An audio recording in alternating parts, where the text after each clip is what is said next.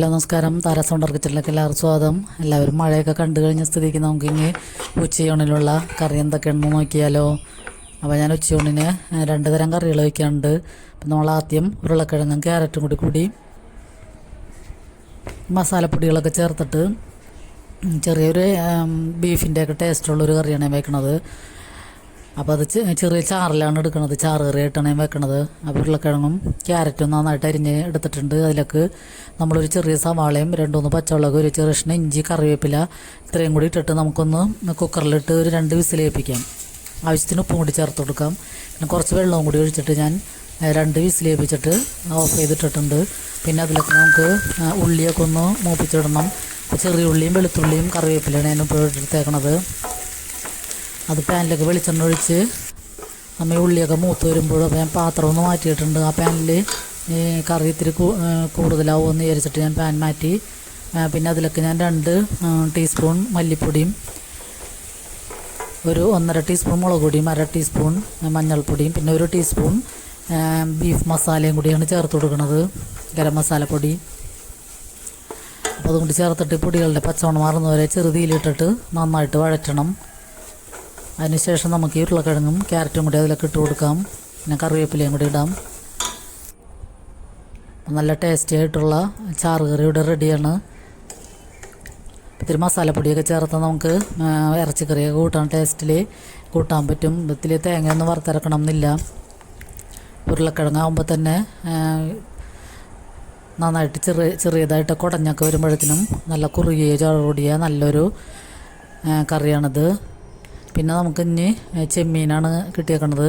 അപ്പോൾ ചെമ്മീൻ ഞാൻ ക്ലീൻ ചെയ്ത് അതിൻ്റെ ഉള്ളിലുള്ള നൂലൊക്കെ വലിച്ച് കളഞ്ഞിട്ടുണ്ട്. കളഞ്ഞെല്ലാം ക്ലീൻ ചെയ്ത് വെച്ചേക്കണതാണ്.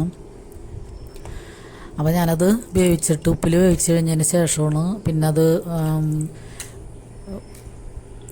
കറി വെച്ചെടുക്കുള്ളൂ, ഉള്ളിയൊക്കെ മൂപ്പിച്ചിടുള്ളൂ. അപ്പോൾ അതിനുവേണ്ടി ഞാൻ ചെറിയ സവാളയും 2-3 പച്ചമുളകും ഇഞ്ചിയും കറിവേപ്പിലയും കൂടി എടുത്തിട്ട് ചെമ്മീൻ അതിലേക്ക് ഇട്ട് കൊടുത്തിട്ട് ആവശ്യത്തിന് ഉപ്പും കൂടി ചേർത്ത് കുറച്ച് പച്ച വെളിച്ചെണ്ണയും കൂടി ഒഴിച്ചിട്ട് നമുക്കൊന്ന് ഒരു 5 മിനിറ്റ് നേരം ചെറുതീയിലിട്ടിട്ടൊന്ന് ഇത് വേവിച്ചെടുക്കണം. ആദ്യം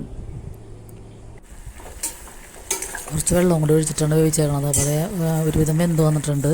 പിന്നെ അത് നമുക്ക് മാറ്റിയിട്ട് ചെറിയ ഉള്ളിയും കറിവേപ്പിലയും കൂടിയും എടുത്തൊന്ന് മൂത്ത് വരുമ്പോൾ അതിലേക്ക് ഞാൻ മുളക് പൊടിയും മഞ്ഞൾപ്പൊടിയാണ് ചേർക്കുന്നത്. ഒരു 3 ടീസ്പൂൺ മുളക് പൊടിയും 1/2 ടീസ്പൂൺ മഞ്ഞൾപ്പൊടിയും കൂടിയാണ് ചേർക്കുന്നത് ചെമ്മീനിൽ. പിന്നെ മല്ലിയും മസാല ഒന്നും ചേർക്കാറില്ല, മുളക് പൊടിയും മഞ്ഞൾപ്പൊടിയും മാത്രം ചേർക്കുള്ളൂ. അപ്പോൾ ചെമ്മീൻ മുളക് കറിയാണ് എന്നോട് വയ്ക്കുന്നത്. ഈ മഴക്കാലത്തൊക്കെ കൂട്ടാൻ പറ്റിയ നല്ലൊരു അടിപൊളി കറിയാണ് ചെമ്മീൻ. ഇപ്പോൾ നമുക്ക് കിട്ടുമ്പോൾ ഇങ്ങനെ പുളി വേണമെങ്കിൽ ചേർക്കാം. ഞാനത് പുളിയൊന്നും ചേർക്കാതെയാണ് ചെമ്മീൻ വയ്ക്കുന്നത്.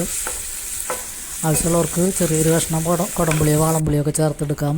അപ്പോൾ നല്ല അടിപൊളി ചെമ്മീൻ മുളക് കറിയും ഇവിടെ റെഡിയാണ്. അപ്പോൾ പിന്നെ നമുക്ക് അച്ചാറും, വെളുത്തുള്ളി അച്ചാറും മാങ്ങച്ചാറും ഉണ്ട്. അപ്പോൾ അതിലേതെങ്കിലും ഒരു അച്ചാറും കൂട്ടിയിട്ടാണ് നമ്മുടെ ഇന്നത്തെ ലഞ്ച്.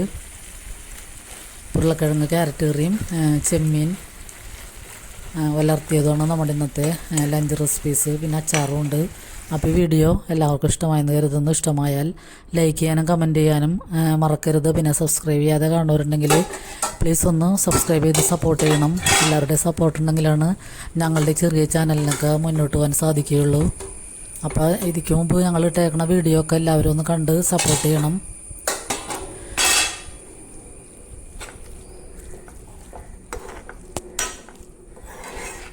അപ്പോൾ എല്ലാവർക്കും ഒരുപാട് നന്ദി.